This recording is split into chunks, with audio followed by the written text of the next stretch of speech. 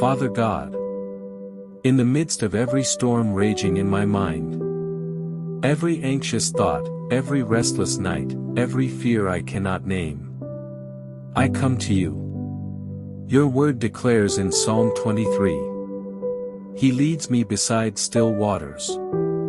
He restores my soul. So today, Lord, restore mine.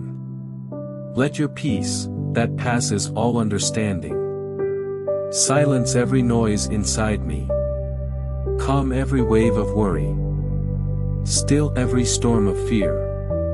Where my mind has been a battlefield, let it now become a resting place.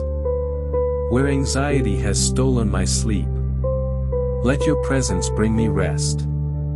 I receive your peace right now. Not as the world gives, but as only you can give. Deep, unshakable, real.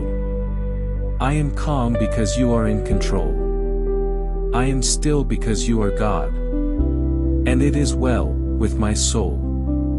In Jesus' mighty name. Amen. If this prayer blessed you, save it, share it with someone who needs peace tonight, and subscribe for daily prayers that restore your soul.